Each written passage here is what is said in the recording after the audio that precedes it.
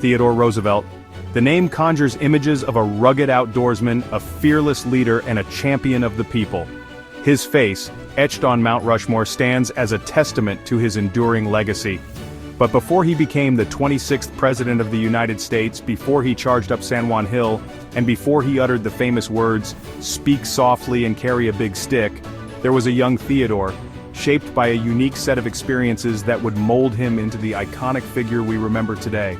This is the story of those formative years, a journey through his privileged upbringing, his intellectual pursuits, and his early forays into the wilds of the American West and the tangled world of politics.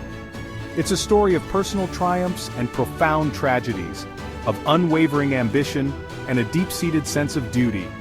It's a story that reveals the making of a leader, a man who would not only occupy the highest office in the land, but also redefine the very nature of the presidency.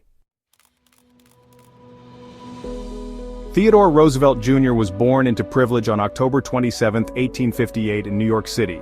His family, of Dutch heritage, had established deep roots in the city's social and economic elite. Young Theodore, known affectionately as T.D., grew up in a brownstone on East 20th Street, surrounded by luxury and opportunity. Despite their wealth, the Roosevelts instilled in their children a strong sense of social responsibility. Theodore's father, a successful businessman and philanthropist, instilled in him a belief in the importance of giving back to the community. His mother, a Southern belle from Georgia, nurtured his love of nature and instilled in him a strong moral compass. However, Theodore's childhood was not without its challenges. He was a sickly child, plagued by asthma and poor eyesight. He compensated for his physical limitations with an unquenchable thirst for knowledge and a boundless energy that belied his frail constitution. He devoured books on history, natural history, and adventure, immersing himself in worlds both real and imagined. Theodore's intellectual curiosity led him to Harvard University in 1876. He excelled in history and biology, displaying a keen intellect. He was an active member of the Harvard Natural History Society and the Porcellian Club. At Harvard, Theodore began to develop his political views. He dropped out of Columbia Law School to run for the New York State Assembly. This marked the start of a political career that would lead him to the White House. Theodore Roosevelt's early political career was marked by both successes and setbacks. He was elected to the New York State Assembly in 1881, serving 3 terms in Albany. However, his political ambitions were temporarily derailed by personal tragedy. In 1884, within hours of each other, he lost both his mother and his young wife, Alice, to illness.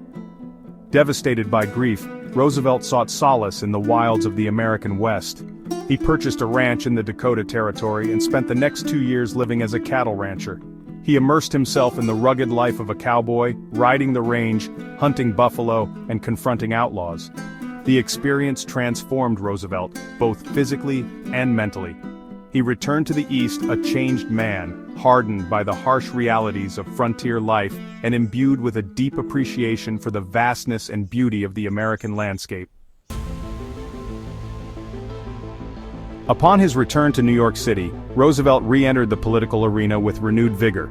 He served as a U.S. Civil Service Commissioner from 1889 to 1895, advocating for civil service reform and fighting against corruption in government.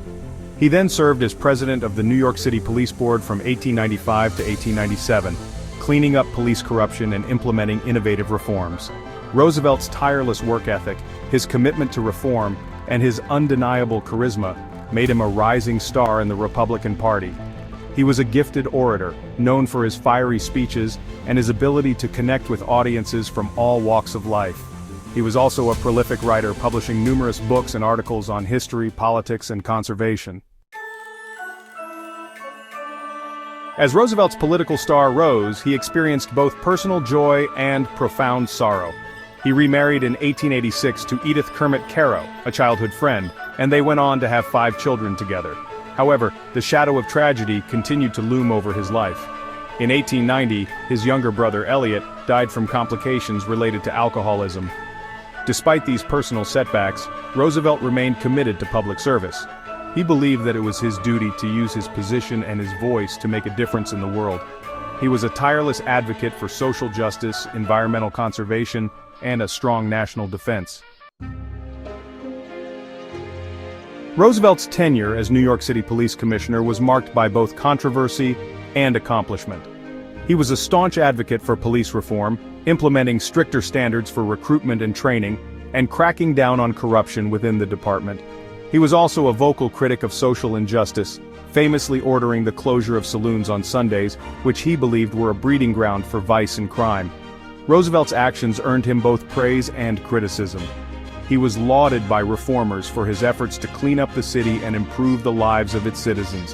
However, he was also condemned by some for his heavy-handed tactics and his perceived disregard for personal liberties. Despite the controversy, Roosevelt's time as police commissioner solidified his reputation as a reformer and a man of action. He had demonstrated his willingness to take on powerful interests and to fight for what he believed in, qualities that would serve him well in the years to come. In 1897, President William McKinley appointed Roosevelt as Assistant Secretary of the Navy. Roosevelt, a lifelong advocate for a strong Navy, eagerly accepted the position. He believed that a powerful Navy was essential to protecting American interests abroad and expanding American influence on the world stage. As Assistant Secretary, Roosevelt played a key role in modernizing the United States Navy.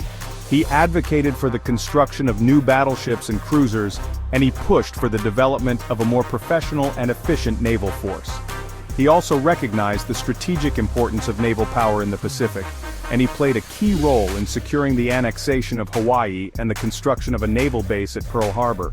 Roosevelt's tenure as Assistant Secretary of the Navy was cut short by the outbreak of the Spanish-American War in 1898. Eager to see action, Roosevelt resigned his position and volunteered to serve in the Army.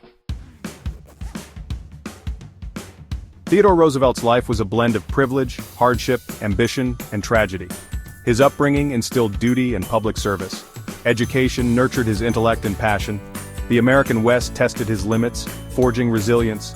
Early politics honed his leadership.